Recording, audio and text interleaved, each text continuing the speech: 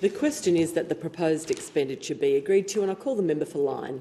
Deputy Speaker, when the NDIS was created, many saw it as a beacon of hope and progress for people living with a disability and for their families.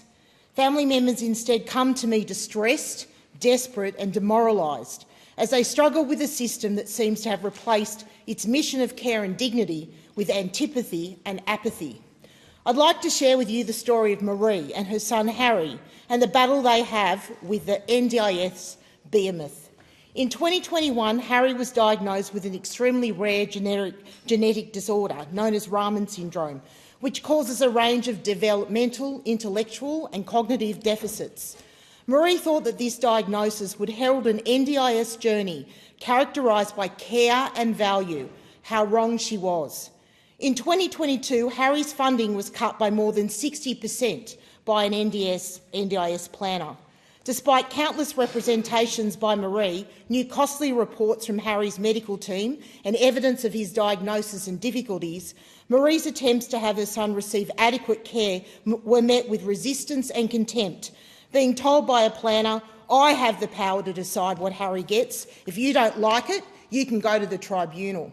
With only one option left, Marie went to the AAT, a step that led to the most challenging period of her and her husband's lives.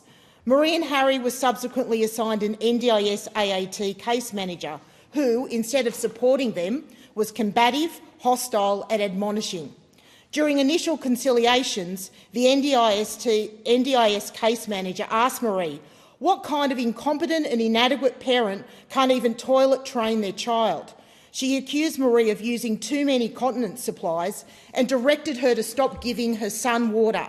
Unsolicited medical advice, all the while refusing to acknowledge Harry's complex diagnosis and extremely high level of need. Following this, Harry was admitted to the paediatric intensive care unit at John Hunter Hospital with a life-threatening infection, where doctors were preparing Marie and her husband for the worst. During these first few horrific days, Marie received an unscheduled call from the AAT case manager, who screamed at Marie over the phone, threatening her that "you'll get nothing, I'll see to it," and callously asking Marie, "What's his prognosis? Is he going to die?" Fast forward 86 days and Harry is finally released from the hospital. Marie and her husband are providing all of Harry's care around the clock, with little to no sleep, all the while still having to fight to get Harry care. Marie says that eventually, after 2.5 long years of combative, hostile, belittling, soul-destroying accusations and demeaning comments, 756 pages of reports and evidence, and I can only imagine how many hundreds of thousands of dollars of taxpayers' money, they were worn down to the point of settling with the NDIS after an extremely distressing conciliation where their AAT case manager warned, "If you proceed to court, the NDIS will remove Harry from your care." Harry currently has an NDIS plan that is workable and almost adequate for his needs.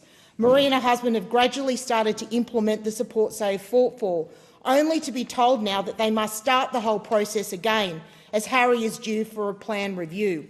Marie says that Harry is profoundly disabled and that will never change. Her husband and they provide round-the-clock care for Harry. They get an average of 3 to 4 hours of sleep a night.